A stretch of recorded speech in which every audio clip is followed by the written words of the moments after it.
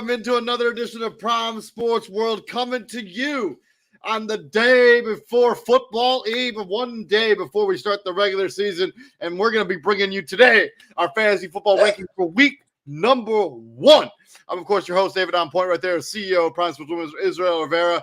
Welcome into the show. If you're not aware of Prime Sports World, we are the most consistent podcast on Facebook. We go live basically every single day, bringing the most up-to-date content we can. We go live on YouTube, Twitter, Twitch, YouTube. Please like, share, subscribe to the show so we can continue to build our brand. Also, if you want to join us and talk a little bit of NFL action, StreamYard link is in the main Prime Sports World Facebook page. So please check us out there. If you want to join and talk some fantasy football, more than welcome to do so. Man, what's up, buddy? How are you? Happy football eve. Happy football eve. What's going on, guys? I'm doing good. Doing the podcast in a polo and my skin and my briefs here. Okay. I don't know exactly what that means exactly. That means my underwear, buddy. I'm free balling tonight, baby. Yeah. Oh my God, that's all. We're going off the rails already. But yeah, we're here to give you guys the advice so you can win your fantasy football league. Me and Izzy are in 2 leagues again together. By the way, man, you did a number to me in that draft, dude. You got me like 3 times during that fantasy football draft, where you took guys that I wanted that I was right after you. Oh yeah, not happy. Oh my God, yeah. I don't. Yeah, you know what? I just. I think me and you we do so much of this stuff, right? That and we do a lot of research that we kind of have the same like-minded guys. We know which guys to take at what spots. Yeah. So like, I mean, when certain people are there, I'm like, hey, yo, he's right there. I'm gonna take him. You know. You took Gerald Everett from me too. I wanted Gerald Everett to be my tight end. You took him. You took Tom Brady. It was just yeah. Oh my God, yeah. Yeah. Oh my gosh, yeah. No, I know that draft. I know what you're talking about. Yeah, no, but you know what? Somebody did a number in on me the other night, yesterday. The round before I picked Rashad Bateman. I was like, freak, why did I pick Rashad Bateman right here? But I'm like, okay, it's cool because Rashad Bateman's gonna be, the probably number 1 wide receiver in the Ravens, right, this year. And then the next round, I'm like, okay, DeAndre Hopkins is still there. He's still there. And then this guy, he lets the whole time go. It's the pick before. I'm like, yo, this guy, he's not going to pick DeAndre Hopkins. I'm going to steal him. And then the second half of the season, I'm going to kill it. And then he goes all the way down to like 5 seconds. DeAndre Hopkins was picked. I was crushed. Needless to say. But yeah, let's get into our fantasy football rankings. So we're going to try to help you guys win your leagues. So, you continue to follow us around. We're going to be here all season long, bringing you our rankings every single week. So let's get into those quarterback positions, those most important position in the NFL. I'm going to start with my quarterback rankings, and we're also going to talk a little bit about daily. By the way, I didn't know. So you quit playing daily? Or you just gambled? You put too many jelly beans in the daily? You know what? I do more sports book betting, guys. So I, if you catch the college football show, you'll see me throw in some bets there, like my games of the week. Those like the Florida bet, I won some money on that, when the Florida upset Utah. So I do a lot of like college football betting now. I veered away from the fantasy. I'll do it sometimes when they throw some free money out there, but for the most part, I've kind of veered away from it as I used to play it a lot. But, now I kind of slowed down a little bit. So I usually throw $100 in at the start of the season, and whatever I have left at the end of the year, I usually cash out with. And if I He's playing those penny games. That's true. I don't spend a lot of money. I don't gamble a lot, but yeah, I spend about $100 a season on daily fantasy, and I like to get my bang for my buck. So let's get started. Number 1, I got Patrick Mahomes going up against the Arizona Cardinals. They should have a defense that's not going to be very good. Not really sure who the second corner is outside of Byron Murphy. So yeah, that's not a defense I trust. 2, Jalen Hurts, man. I'm almost all in on the Philadelphia Eagles. So they're going up against Detroit. Jeffrey Okudah, the number 1 corner there, is coming off an Achilles tear. Who knows what he's going to play like. 3, Kyler Murray, same deal. Kansas City defense, not good. 4, Lamar Jackson, playing up against Joe Flacco, his own teammate. Well, interesting. 5, Russell Wilson. 7, Justin Herbert. 9, Josh Allen. A little bit down on Josh Allen this week just because of the matchup. 8, Joe Burrow. 9, Tom Brady. 10, Jameis Winston. You're a little bit higher than him than I am. Moving on to my outside looking, I got Dak Prescott, Derek Carr, and Matt Ryan going up against the Houston Texans. I think that's a favorable matchup for Mr. Matt Ryan. My sneaky and daily, I got Matt Ryan at 5,500, and Jameis Winston's even cheaper at 5,300 and DraftKings. By the way, this when you're doing daily stuff, we give you the DraftKings and the FanDuel side of stuff, so you get the full aspect of what you're looking for. So when I do my FanDuel, so like some of those guys on the outside looking in, they are cheap on FanDuel.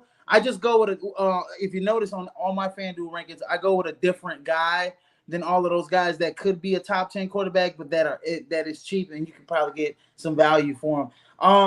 Lamar Jackson, we can talk about it a little bit. He gave the Ravens. I'm a little concerned. He gave the Ravens till Friday to come with a new contract. So he may not even play this week if that doesn't get done. So he's my premature number one because he's going against the Jets. At number 2, I got Jalen Hurts. Number 3, Justin Herbert. Number 4, Josh Allen. I think that game's going to be high scoring. But I just think, Justin Herbert, Jalen Hurts, Lamar Jackson all have better matchups. I think they're going to all have better fantasy outputs than Josh Allen, but he's going to put out some good numbers. Kyler Murray at 5. Number 6, Russell Wilson going up against his old team. I think he's going to put up some numbers. I think it's going to be sort of a revenge game, a middle finger to Pete Carroll and everybody else. I agree with you. I got number 5, so I'm all organization. Yeah. And then at number 7, I got Pat Mahomes. Number 8, Joe Burrow. Number 9, Jameis Winston. He's a top 10 quarterback. I'm surprised he was a little lower on a lot of other so-called experts list. I mean, they're going up against the Atlanta Falcons. Like, I know they have one really good corner there in the kid from Clemson, who's AJ Terrell, who's been a shutdown guy since he got in the NFL. But let's not pretend like he's going to save all their problems. Like, he's only one guy. Yeah, no, and TJ will say this, AJ Terrell, ever since he got burnt by Justin Jefferson and Jamar Chase and those boys in the CFP, he hasn't got burnt since he got to the NFL.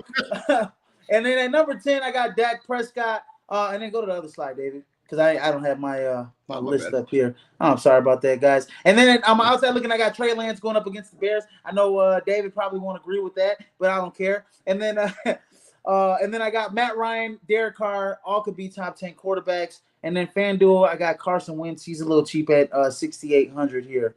I think he'll have. I'm not putting. I almost put Trey Lance in my outside looking in, but I gotta see it first. I just gotta. It's too. He's too inexperienced, and this Bears secondary, as young it is could be extremely good this season. So I gotta see Trey Lance before I can put him in my top 10. I just gotta. Yeah, I mean, you're talking about Jalen Johnson, Kyler Gordon, Eddie Jackson back there in the back end. And then the other guy they drafted, the kid from Oregon, who's there as well. They could be formidable. So we'll see, though. We'll see. Trey Lance, once they get the running game going, I think that running game, along with having a good game plan for Trey Lance, I think he'll have a nice game where they'll make it easy on him. He'll be efficient, and I think he'll get one on the ground, one in the air at least, and that that should do something. At least if he gets 2 on the ground, he's definitely a top 10 quarterback. I agree with you on that aspect of it. That's what basically sustains Jalen Hurst. That's what's sustaining me with Trey Lance. I think he can get a couple on the ground against the Bears this week, but we'll see. Moving on to those running backs. I'll let you go first with your running backs. Me and you on the same length, at least the first running back. Go ahead. Number 1, I got Jonathan Taylor. He has a great matchup this week. Number 2, I got Derrick Henry. At number 3, I got Alvin Kamara. Pretty much you got them 1, 2, 3 as well. They all have great matchups. At number 4, I got Joe Mixon. Number 5, Austin Eckler. At number 6, Javonte Williams. There's nobody, absolutely nobody that's going to stop him against the Seattle when they go up against Seattle. At number 7, I'm low on Christian McCaffrey. Again, I'm going up against Cleveland's a tough team. That's going to be a tough team, tough defense, tough sledding, right? And my thing is that a lot of experts got him in the top 3. I mean, what are you guys seeing here? I mean, he hasn't. I mean, anyways. And then at number 7, at number 8, I got Najee Harris. He's going to have a lot of usage this week. He's going to have a lot of usage this year. Period. At number 9, Dalvin Cook. Going up, I got Dalvin Cook a little lower just because, honestly, you know what? This is not the same Green Bay defense. this defense is going to be a lot better against the run this year. So, Dalvin Cook may not, and also, this offense, I mean, with Justin Jefferson, just them adding Jalen Reagor, Adam Thielen, Irv Smith, they may be a little bit more pass-centric this year. And then at number 10, I got Nick Chubb going up against Carolina. Usually Nick Chubb will be a little higher on my list, but, Carolina's shown they have a pretty solid defense from last year. And then on my outside looking in, I got Aaron Jones, James Conner, and Leonard Fournette. And then in FanDuel, I got A.J. Dillon at 6,100. I think A.J. Dillon, he's a guy that's going to have double-digit rushing touchdowns. Watch A.J. Dillon at the goal line this year. And so watch him at the goal line in this game against the Minnesota Vikings. Yeah, I even like that sneaky and daily pack with A.J. Dillon. Jumping into my running back rankings, Jonathan Taylor, number 1, 2, Alvin Kamara. As long as Alvin Kamara is not suspended, man, he's going to have his workload's going to be immense. I know they added some weapons there with Chris Olave there in New Orleans, but Alvin Kamara is still the engine that makes this offense go. 3, Derrick Henry. Number 4 is Austin Eckler. I apologize for misspelling that. I will fix it eventually. Maybe not, I won't.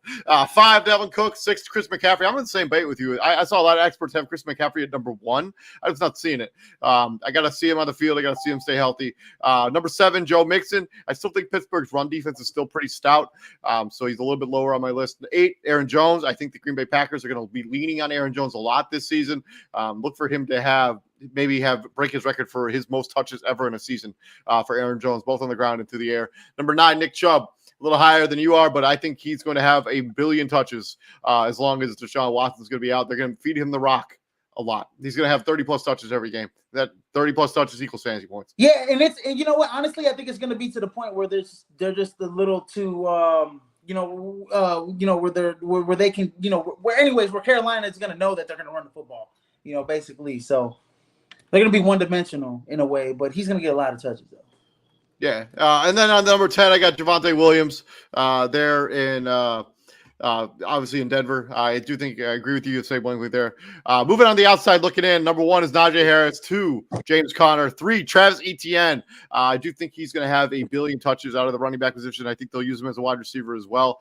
And then my sneaky and daily is number 1, Elijah Mitchell at 5,400. Travis Etienne at 5,600. I just think those are really cheap options, especially Elijah Mitchell, who's become the number 1 running back there in San Francisco, and a Bears defense, especially in the front 7, that's not all that good. I know there's some question marks if he's going to play or not. I think he's going to suit up. I think he'll be good to go. 5,400 is really cheap for a bell cow running back in DraftKings. He's not a bell cow yet, though. Oh, for sure he is. Who else is taking carries from him? Not yet. He's not a bell cow yet. We haven't seen him be a bell cow in the NFL yet. Come on. He is the only running back on that team that's worth owning. Yeah, worth anything. Well, James Robinson, once he gets healthy, might sneak in. But you know what?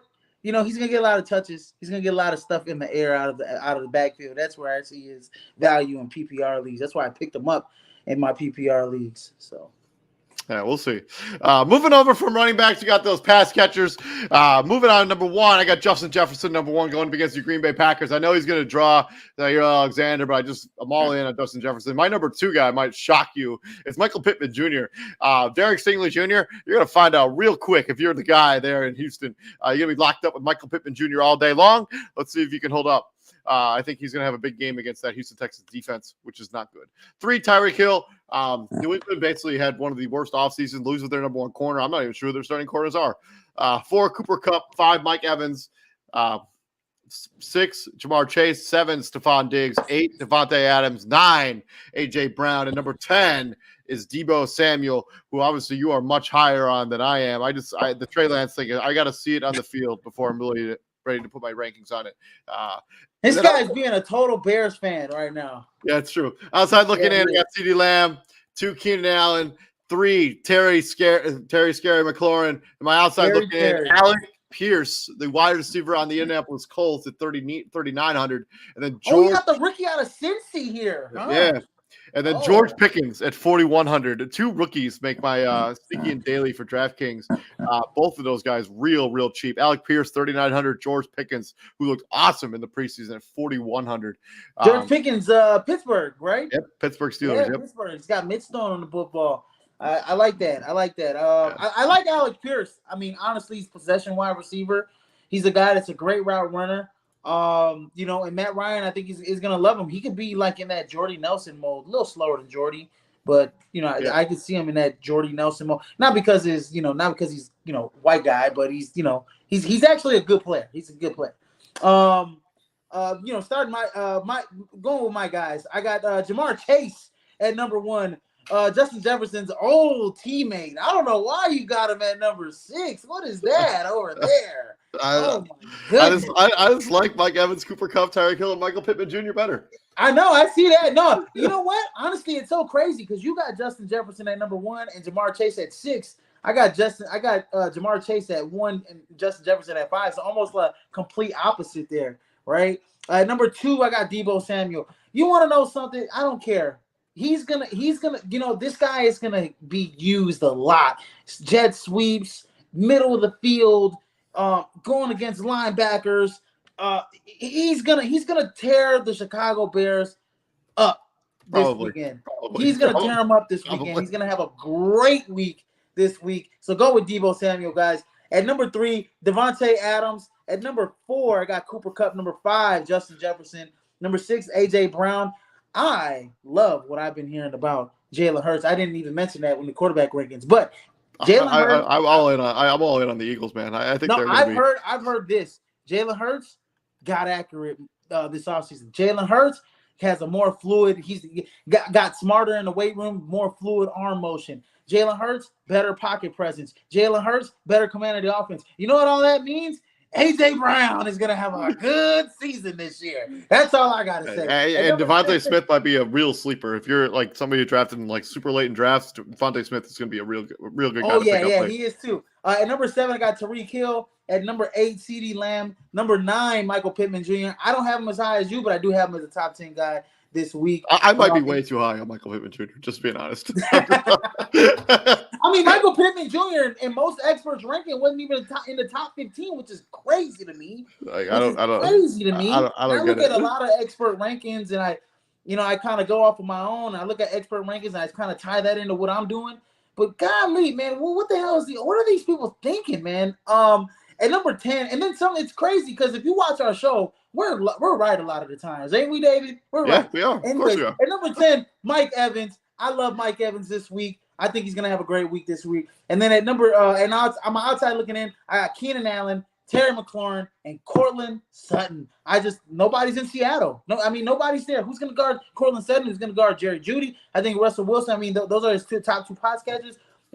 This year, I think Cortland Sutton's going to have a great week and a great year. And then in FanDuel, if you want to go with a cheaper option, your number 1 option, other than Travis Kelsey in Kansas City, is Nicole Hartman. He's going to slip right into that Tyreek Hill spot. We're going to see what Nicole Hartman's made of. If he's not the pass catcher or the route runner that Tyreek Hill was, or as athletic, we know how fast he is. We'll start seeing Sky Moore get put into that slot. But it's going to be Nicole Hartman. It's going to be Travis Kelsey, Nicole Hartman, Sky Moore a lot this year in Kansas City. But Nicole Hartman's cheap at $5,400. Go look out for him. I think he'll have a nice week this week, and he'll be cheap for you guys. He's real cheap on DraftKings too. So yeah. So you just keep that in mind. Moving on from the other pass catchers, those tight ends, where you get a good bulk of your points from. Let's go through your rankings right there with the tight end positions. Tight ends, number 1 is a no-brainer. Travis Kelsey. He's gonna be number 1 tight end. Him and Mark Andrews gonna be battling out number 1, number 2 all season. At number 2, I got Mark Andrews. Number 3, I got George Kittle. At number 4, I got Kyle Pitts. At number 5, I got Dallas Goddard. Number 6, Darren Waller, who he's gonna take a little bit of some slight input. He's gonna take some He's going to slip in production a little bit because he's not going to be used as much. He's not going to be thrown to. He's got Devonte Adams, Hunter Renfro's, kind of going to be a little bit more involved in the offense. So Darren Waller is going to slide a little bit, but he's still a top 10 tight end this year. He'll be in that top 5-ish range. I just like Dallas Goedert a little bit better than him this week. Number 7, Dalton Schultz. Number 8, Zach Ertz. Number 9, Hunter Henry, because New England has nobody else to throw the ball to. And then number 10, that's another guy you skaked from me. Like I wanted Hunter Henry, and I ended up with you took him right before. I ended up with David Njoku as my fantasy tight end, number 1 fantasy tight end. I'm sorry. And then he took Gerald Everett from me later. So I'm sorry. I'm sorry, Dave. It's okay. It's all right. And then number 10, I got TJ Hawkinson. And then on the outside looking in, I got Dawson Knox, Gerald Everett, and big old Alberto again going up against Seattle's defense, who has nobody to guard Alberto. And then if you're looking for a cheap option in FanDuel, look no other than Cameron Brate.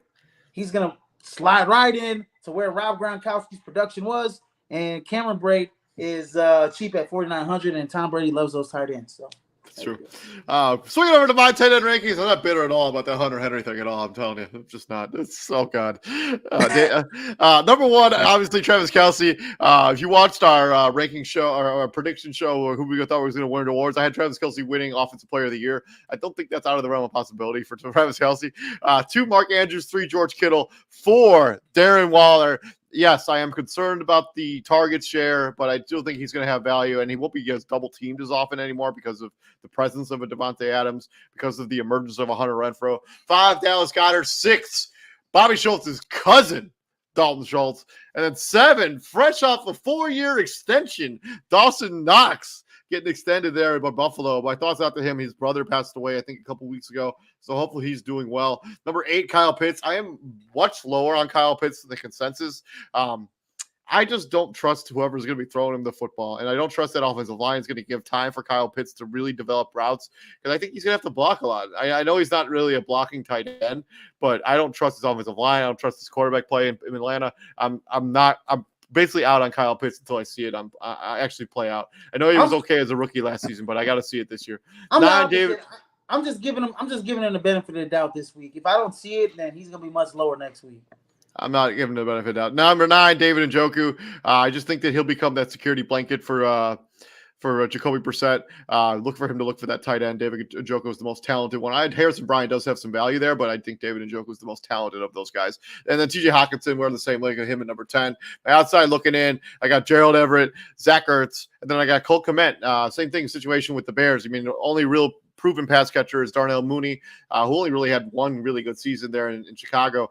So I think Cole Kmet has gotten better every season that he's been in the NFL. It's going to just continue to rise through the rankings through the cut tight ends. He might be a top 10 tight end by the time the season's over.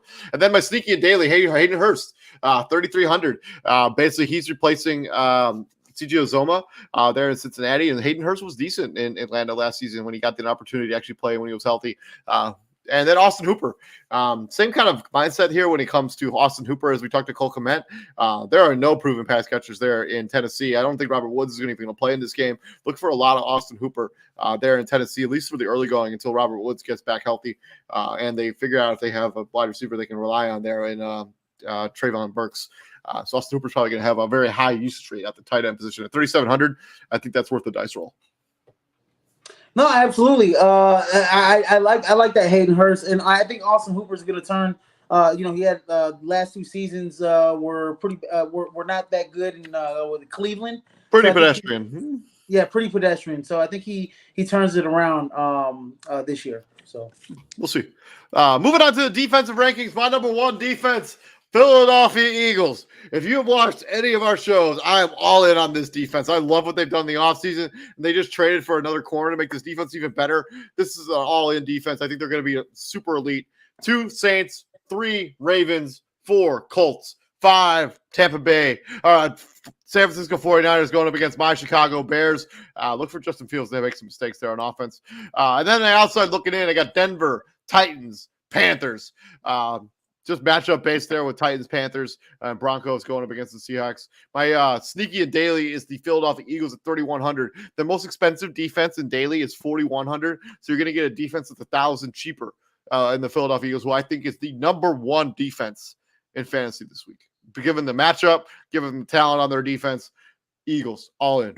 Number 1, sneaky and daily, DraftKings. Book it. I don't hate it, and they're going against the Lions, which is a good matchup for them, and what they added, in the offseason. I mean, James Bradbury, they drafted Jordan Davis, they got Jacoby Dean. They got the guy from the Saints. They just traded the guy from the Saints. Gardner Johnson. Yep. So I mean, that defense is looking really good. That defense is going to be good this year, I think, in my opinion. At number 1, I got the New Orleans Saints. Good matchup for them against the Falcons. Man, they're gonna put a hurting on them. Number 2, Denver, same thing, good matchup against Seattle. Number 3, I got Baltimore. Number 4, Indy, and then at number 5, I got Philly. I think they could have the potential to be the number 1 defense this week going against Detroit, but I think Detroit is formidable enough to put some points on the board. I think Detroit will put some points on the board, and they're playing in Detroit, if I'm not mistaken, right? So I believe so. I don't home. care. They're playing. He's that I don't care. Oh my God, man! They can be playing on the moon for all I care, man. I think Detroit's formidable. Anyways, on my outside looking in, Cincinnati going up against Pittsburgh. I like that matchup. Cincinnati's much improved defensively. And I got to see it first from Pittsburgh with Mitch and those guys. On how they rock.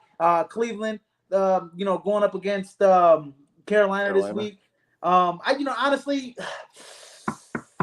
I think Cleveland's defense is really good. I just think they're just going to be tired. They're going to be out on the field a lot. It just all depends on, honestly, how Jacoby Brissett, how much time he stays, he keeps, the offense on the field. If there's a lot of 3 and outs, then they're not going to be a top 10 defense at all. And then at number 3, I got San Francisco. They could be a top 5 defense this week. Going up against the Bears. And they lack of pass catchers. Offensive line, we got to see how they're rocking. And Justin Fields, how much better he's gotten. But I do have a concern for the Bears. I think that pass rush is definitely going to get home. That front seven is definitely going to be lethal in this game. And then my cheap option in daily fantasy is the Washington Commanders at 3,700 going up against I almost slipped up there, David. I'm so sorry. It's okay. I hate that name. I always just revert back to the old one. It's such a trash day. I would have rather they kept watching a football team. I'm not me kidding. Too. At 3,700, Washington is a cheap option going up against Jacksonville. They should be improved. Right, Jacksonville. Trevor Lawrence, second year, actually has a adequate NFL head coach, Travis Etienne, back healthy. They spent some money in free agency. They got some wide receivers that are actually proven commodities in the actual football league. Yeah. They signed Christian Kirk for a bunch of money. They gave Jay Jones a bunch of money. At tight end. They got Evan Ingram at tight end now, so they should be improved offensively, but I just don't see it. I think, and the thing is, and in Washington, also, what we heard bad news is that Chase Young hurt himself, tweaked his injury over there at the Von Miller pass rusher camp. So he may be out for a little bit of an extended period of time, more than what he wants to be. So Washington's front seven, which used to be super lethal, has kind of taken a hit a little bit, and then their back end isn't so right. But I still like them against Jacksonville this week. I don't necessarily hate that. I think that's a pretty good prediction. And that's been our fantasy football rankings for week number 1. Let us know down in the comment section what you thought about our rankings. Hopefully this helps you win your fantasy league. We're going to be rolling these out every single Wednesday at 8:00 p.m. Eastern time. That's 7:00 for all my friends out there on the in the Central Time Zone. Continue checking us out because we are Prime Sports World, and we're going to bring you fantasy football rankings every single week of the regular season. This is 3 years in a row where we brought you fantasy football rankings every single week.